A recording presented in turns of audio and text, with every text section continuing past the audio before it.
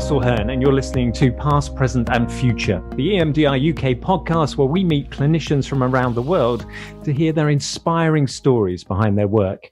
Well, today we span the globe to meet a psychotherapist who spent 25 years spreading her knowledge from South America to the four corners of the globe.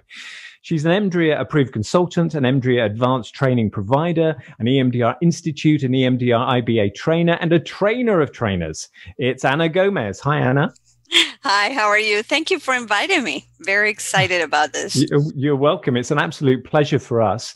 You seem to have all the qualifications there possibly can be in the EMDR world. Is that right? Or are you missing something?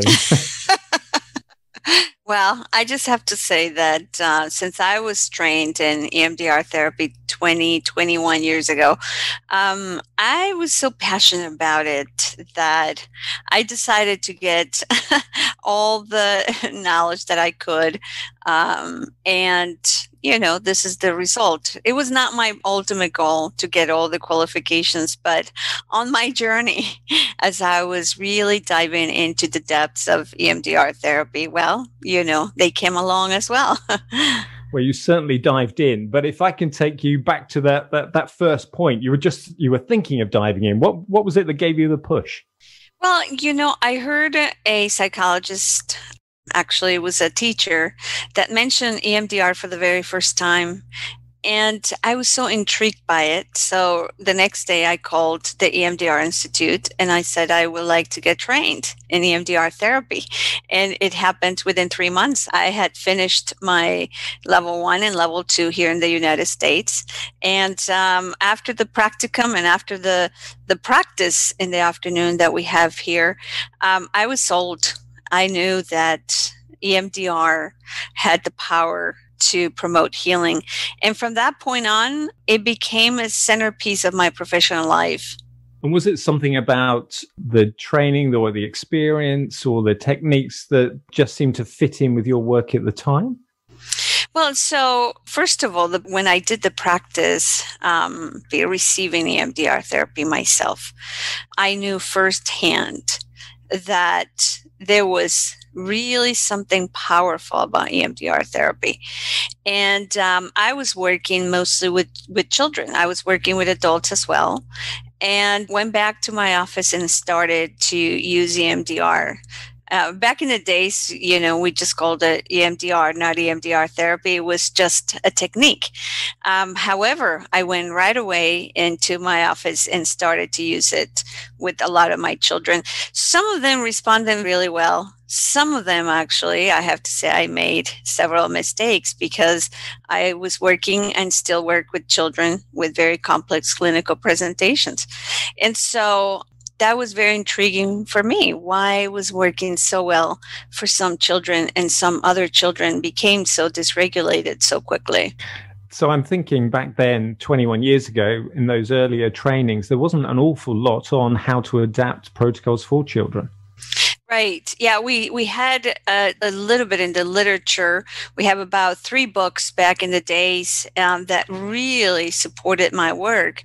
But because I was working mostly with children with complex trauma, developmental trauma, dissociation, there was not a whole lot in the literature about the work that is often needed for this population.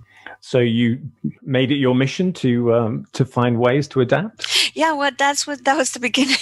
Yes, I had no choice. I had a practice full of children with dissociation, complex trauma. So I had to sit down and figure out what will be the best way to work with this population. And I remember sometimes going home and, you know, couldn't stop thinking about, you know, what I can do with this. And a lot of my children, the clients I was working with, they became my teachers, incredible teachers. You know, they allowed me to walk by their side and taught me so much. I remember I would do polls with them because I was trying to figure out how to call the negative cognition. You know, should I call it the bad thought, the mixed up thought? So I would do polls with all of them. And so the winner was mixed up thought. And that's how it was born. And I started to use the language, you know, that best suited the children that I was working with at the time. mean, that is such a simple idea, Anna, isn't it? That, I'll use some ideas. I'll ask the kids what they think. And yet you can very easily get caught up in, well, I'll just do what I've been taught to do without thinking of trying to find the best way of explaining it to young people. What were the other the lessons that those young people taught you? Well, so these were children that taught me sometimes the easy way and sometimes the hard way. When you work with, let's say, reactive attachment disorder, and you work with children that can become dysregulated in a matter of just 1 second, out of the blue, sometimes without being able to identify clearly what's the trigger, right? This cases that were really difficult to work with taught me the most.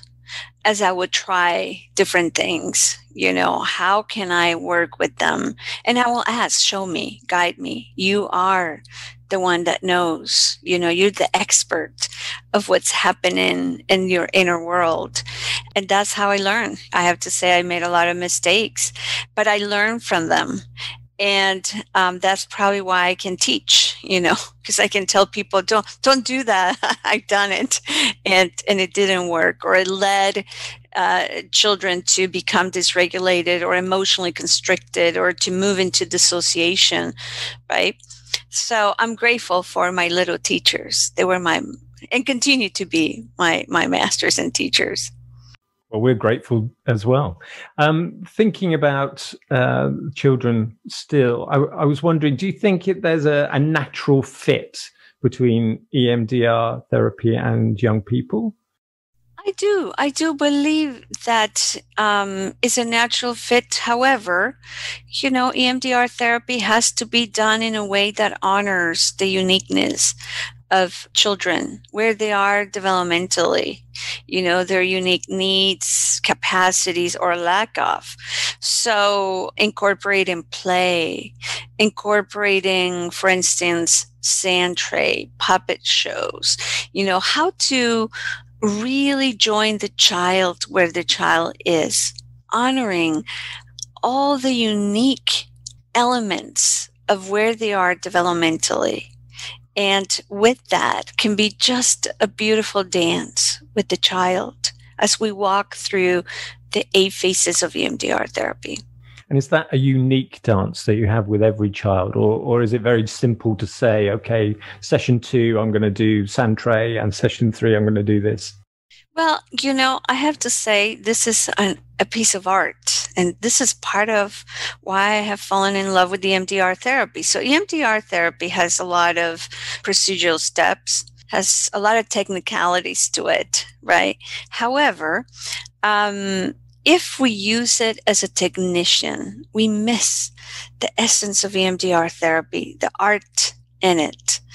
And when a child comes to the session, I know where I am in the 8 phases of EMDR therapy.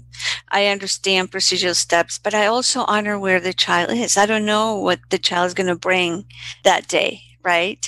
And it's that dance of being able to utilize everything you know about EMDR therapy, all the different techniques, understanding the purpose and the goal of each of the phases, and at the same time, dance with what the child brings. So I have to be honest, I don't know sometimes what's going to happen, right? I know that I'm in preparation phase. This child comes in. I have prepared maybe sand tray, and the child goes, no, I don't want to do that. See, you adult therapists don't have to deal with that piece as much. You can have a child that comes in and says, nope, I don't want to do that, right? And how can we dance? And how can we, honor that and say, wow, so tell me what you would like to do. Well, I would like to play with Play-Doh. So then we go into Play-Doh, but I know that we're working, for instance, on stabilization or state change strategies. So how can I utilize the Play-Doh to still continue to dance within the phase 2, preparation phase, and still work on increasing the child's capacities for affect tolerance, for state change, right? So there is a dance, and there is also an element of unpredictability because you don't know what the child is going to bring. That is also It becomes an adventure. See, that dance, you don't know if that child is going to go fast that day or slow, and you attune, you synchronize to what the child brings while honoring the procedural steps of EMDR therapy. Yeah, I think you're right, because adults will quite often go along with something and they're just thinking, well, this is a load of rubbish, or I don't want to do this, but they won't say anything. Whereas a child will go, I'm not doing that. Yeah. And you have to think on your feet. And like you say, you have to look at the dance and make sure you get the right steps for them. Right. So that's where the creativity comes alive. And you're obviously an immensely creative person. I know you work so much with sand trays. What do you think is the strength there in working with the sand tray and trying to adapt that to EMDR? Well, I think that sand tray and EMDR therapy, this is a great marriage for so many different reasons. One, because it speaks the natural language of children, which is play.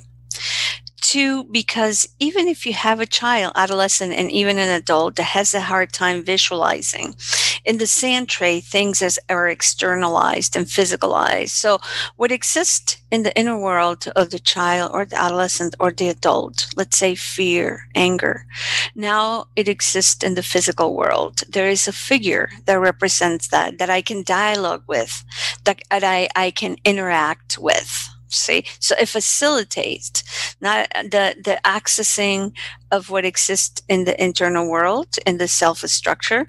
And in addition to that, the sand tray provides multiple levels of distance. So for instance, in the sand tray, we invite the child to create a world. And the child creates a world of a kitty that is being hurt by a big cat. See, not me is the kitty, not my hurt is the kitty's hurt, right? So it provides that level of distance. Quite often children with complex trauma have that, it's not me, it's not mine, right? So that's not my anger, that's not my trauma. And so the sand tray meets the child right there, right? And can still accomplish a significant amount of work. For instance, a clinician can process the story of the kitty that is being hurt. See, not me, not mine is the kitty, but still a lot of the internal conflicts, a lot of the cognitive, emotional, and somatic elements that exist in the neural network is displayed right there in the sand tray and allows for that level of work. For instance, I have worked a lot with children in foster care. And these are children that live in quite, unstable environments. And it's difficult sometimes to get to the memories. They don't acknowledge them or they use avoidance, defenses. But in the tray, they display a lot of the elements that exist in these memory networks that contain traumatic material. And you can still process these stories that the child creates. And that's an incredible asset that the sand tray provides. So you can easily go through the 8 phases of EMDR therapy utilizing sand tray strategies. And as you were talking there, I was thinking, yes, the sand tray is very much sort of a 3D narrative. Yeah. We've got the story, but you can also get the wonderful, the texture, the depth of problems, things that can be buried, things can be created. You can get a lot more rather than just a picture. Absolutely. And the other thing is, we know from research that individuals may be physiologically activated while verbally inhibited. We do know Broca area for some individuals with unresolved trauma and PTSD. They may be highly activated emotionally, but they're not able to provide a verbal narrative. And so the sand tray actively utilizes the right brain. So you can still express it. It's still there, even if you're not able to add a verbal narrative. Anna, you were just mentioning there the work that you do in the sand tray, and you said Fraser's stable. Can you just explain that a little bit more, how you would do that in the sand tray? Sure. So the Fraser stable is something, or the conference room is used to access the inner system. It was created specifically for dissociative, highly dissociative, and fragmented clients. And many clinicians actually use it with non-fragmented clients to identify parts of the self. What they do is they visualize a conference room, and the adult self is invited, or the wiser self. There are multiple names for it. And then the other parts of the self. In the sand tray, we can accomplish the same thing. And for individuals that have difficulty visualizing, then the sand tray is ideal, because all they have to do is to really look within their inner system, the self system, and pick figures that could represent each of these parts. In addition to that, as I was saying before, parts can also create the appropriate environment and the right world for the parts in the tray. For instance, some parts may need extra containment and a sense of safety, and so they can have fences, doors, bridges. They can in some way physicalize this relational choreographies that exist in the inner structure. So what parts want to be close to each other, what parts want to be far away from each other. So there's so much that can be done in the sand tray to blend and physicalize that self system, and utilize some of the procedural steps of the Fraser's table technique. In the sand tray, they can, organize the space in any way they want. So one part may want to be really far away, and you may have a part that wants to be outside the tray. Now, you can also use this with children in a dollhouse. You can use it in different settings, right? But it's really beautiful to get to meet that, how the child is self-organized, and to get to see the inner structure in the sand tray completely physicalized, existing in the physical world. Very powerful. It sounds like amazing work, and just love that creative streak that you have. And I think that creative streak has come up more recently in these times of COVID, because I think you've been working with the Council of Scholars, is that right, to create some resources and things for young people? In March, we created the Global Child EMDR Alliance, and also I am part of the Council of Scholars. That was an initiative from EMDRIA and the Journal of EMDR Practice. Those are two different groups that are working on supporting the growth of EMDR around the world. The Global Child EMDR Alliance is focused on developing resources and make them available to EMDR therapists working with youth and children. So we have worked diligently for all these months supporting EMDR clinicians that work with children, providing free online trainings, providing books, stories, songs, and everything that can support our youth during COVID times. And I know that we can get hold of some of those resources by going to the website. Can you just remind us of the address? Sure. So the website is globalchildemdralliance.com. Most of us are trainers, EMDR trainers around the world. So it is a very unique, wonderful group of clinicians. So you were talking about your sand tray and your creative dance with the child. How have you managed that transition into online work? Well, it's been challenging, absolutely. I mean, imagine having a 4-year-old in front of a computer for 50 minutes. Good luck to you. So, in fact, in the Global Alliance, we've done several online trainings in multiple languages to support clinicians in providing strategies that they can use online. Certainly is going to be more challenging to do this online with children, but we cannot lose the playfulness we have to add movement, utilize what the child has. Emotions can be physicalized. Find an object in your room that represents the sadness, right? We can still use bilateral stimulation by using the butterfly hug, the gorilla dance, stumping, drumming.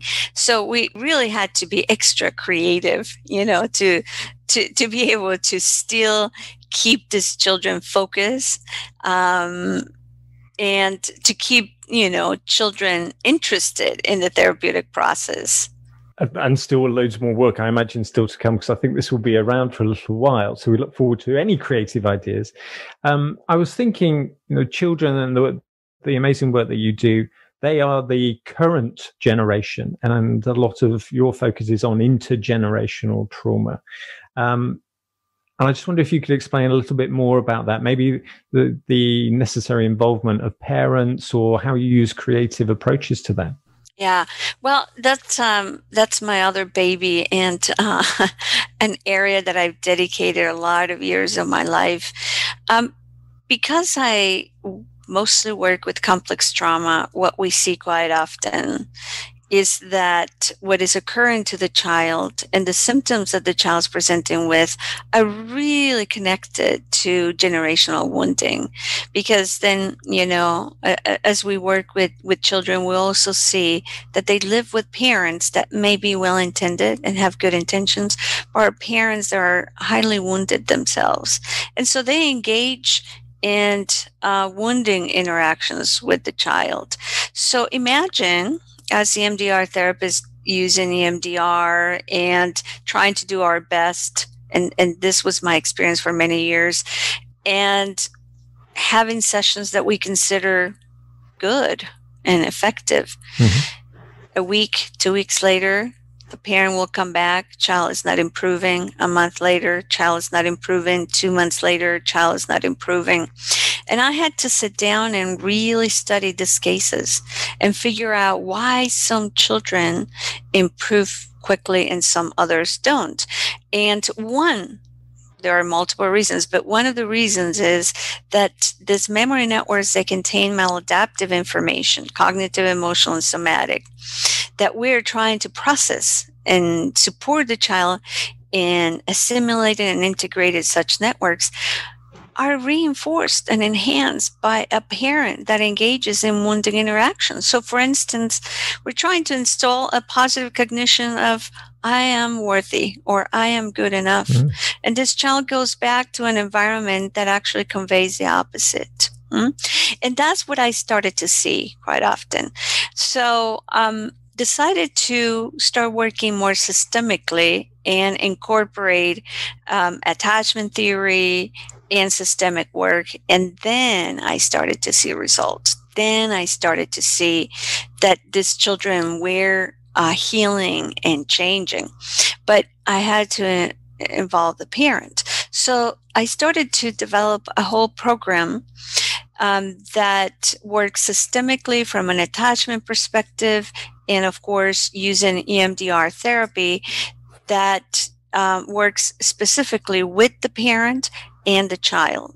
So we have a therapist working with the parent individually from an EMDR AIP approach, and then the child therapist working with the child, and also working dyadically, inviting the parent during the sessions for the child, whether it's a session that is dedicated to preparation phase and stabilization, or sessions specifically dedicated to processing. So the parent can also be part of providing interweaves, repairing. And I've seen through the years really positive outcomes as a result of the systemic use of EMDR therapy. Yeah, so those parents may hold the kind of magical key, really, the bit of information that the child needs to not only make an immediate change, but a prolonged and progressive healing, I suppose. Yeah. And what we started to see was that children were actually healing faster. So we were seeing positive outcomes when the parent was involved and when the parent was receiving EMDR therapy, because a parent with unresolved trauma, we know this from research. We know this from the adult attachment interview. The parent that has unresolved trauma has a high likelihood of promoting disorganized attachment. So we do know that a parent with unresolved trauma will continue to pass this schemas, maladaptive, cognitive, emotional, and somatic schemas into the next generation. So I strongly believe that the parent must be an important and active participant in the therapeutic process of the child, with the child as well. Can you imagine if we can do this work early on? So these children, don't have to carry this load. Yes. And then don't have to pass it on to the next generation. Yeah, to break that cycle. So you also do an awful lot of work, I know, with complex trauma in adults and organizational parts. And I just wondered if any of this creative work is able to come into those very complex adult clients that you might have. Well, yes. So here's what I have learned as a child therapist, because sometimes we believe that the adult therapist should not be playful. The adult therapist, I think, needs to be in touch also with that play system that Pansip so brilliantly showed us. And he was able to map 7 emotional systems that we have at birth. Interestingly enough, see, where we come into the world fully equipped to feel. And one of the systems is the play system. And he really helped us understand the importance of the play system, and how the play system organizes the midbrain is fundamental for all of us, but especially for children. He did some interesting experiments and research. For instance, he had rats, and, all animals play. It's not, they don't play just because, it's kind of cool to play, but it is an actual biological need. And so these rats were then exposed to cat hair, biggest enemy, the cat. And in that moment, cats stopped playing, not for an hour, but for days, right? So when the fear system became activated, the play system shut down. There was another study from Dr. Brown where cats were deprived from play throughout their childhoods. And what they noticed is that when they became adult cats, they were able to pretty much execute all the tasks that adult cats can, with the exception of 2 things. So they couldn't socialize, and they couldn't really discriminate and differentiate between enemy and friend. So these cats will become very much isolated, socially isolated, or will become highly aggressive. So now let's go back to humans and then AIP. So think about children that grow up in chaotic, rigid, and traumatizing environments, or highly impoverished environments, right? Emotionally impoverished environment. So these are children that may have the fear system activated. As a result, play system shuts down, and then they don't get the benefits of play. See, as they play, imagine adaptive information is developing, right? Midbrain is developing. Adaptive information is blossoming. So these children don't get to benefit from it. I have worked with parents and children that didn't play. Parents that will say something like, this is very uncomfortable to play with my child. See?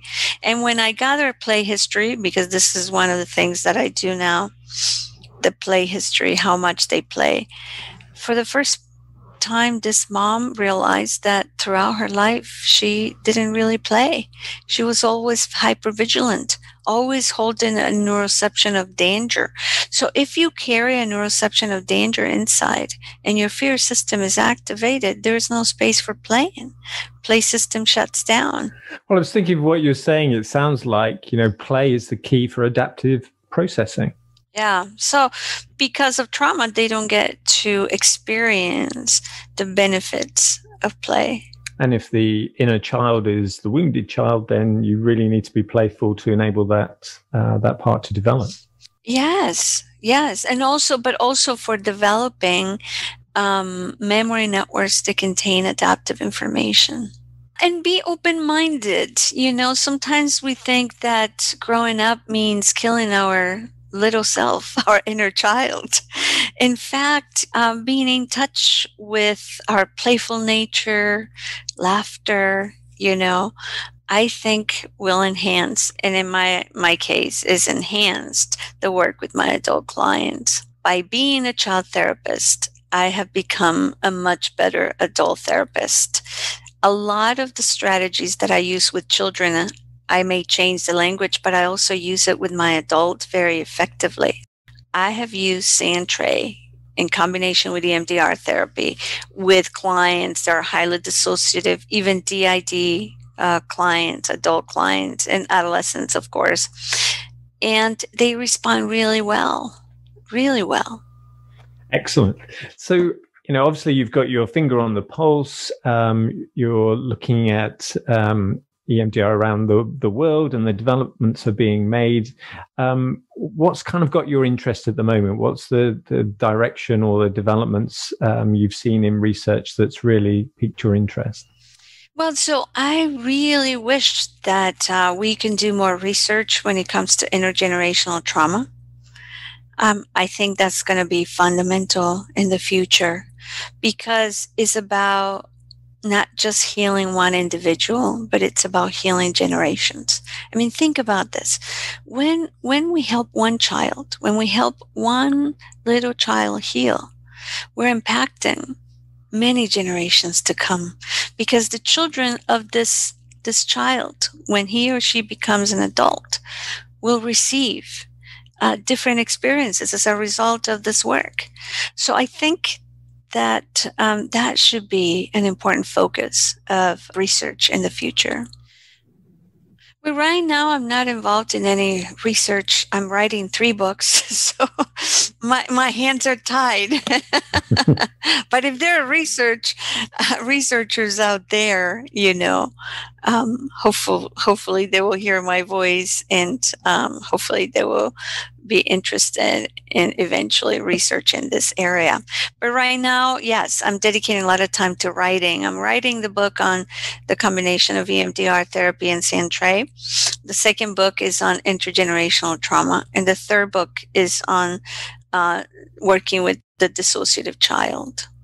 And which one is flowing from you naturally, and which one is harder for you to write? Well, I think the sand tray is so easy. I just have to sit down and it exists in me. I've done it for so many years, for so many hours. I've seen hundreds of children. So the flow is just magical. It's the same as intergenerational trauma. I think the dissociative child, because it has chapters that are pretty heavily charged on, with theory, this is probably the one that, even though it has chapters that flow well when it comes to creativity, how-tos, the theory still heavy. But it's a pleasure to hear that you're doing so much, and we look forward to hearing those titles. Is there a date that we're likely to see those on the shelves, or? With the sand tray, we're hoping that by fall of 2021, and then, we'll see the others. It's great to hear about all the work that you're doing. I guess the big question has got to be, are we going to have the pleasure of seeing you in the UK sometime soon? Well, so yes, the answer is yes. We have some online trainings already scheduled for 2021. The first one is with the East Anglia EMDR Regional Group. That's going to be April 24th. I'm excited about this training. It's all about working with parts and working with complex clinical presentations, but using parts work. And then the second one, I'm working with Susan Darker Smith on organizing an online intensive. So this is going to be an intensive training with practice. Is going to be dedicated to the use of EMDR therapy with Sandtray. So very exciting. And then for 2022, we're going to be at the UK conference with Dolores Mosquera and Kathy Steele. I love working with the two of them. We work really well together. So we've done several workshops together, and we're going to be in the UK in 2022. So hopefully vaccines are good and we can hug again. We can, yes. Yeah, there you go. Anna, it's been an absolute pleasure and privilege to speak with you. We do thank you for your time. I appreciate with 3 books on the go and all the other things you're doing that you must be incredibly busy, but it's been great to talk to you. Thank you. Well, thank you so much. And I have to say that I am full of gratitude for our EMDR community. And I'm also full of gratitude for all the people that have contributed to my work, and mentors and teachers, especially Francine Shapiro. I'm so grateful for her work, and I am honored and privileged to have had the opportunity to work with her and to be trained by her as a trainer. So I'm full of gratitude for everything I've received, from my little teachers to my incredible mentor, Francine Shapiro. So thanks to the little teachers and the big teachers. They've all been so important. Thank you. Past, Present and Future is a Laura Beach production for EMDR UK.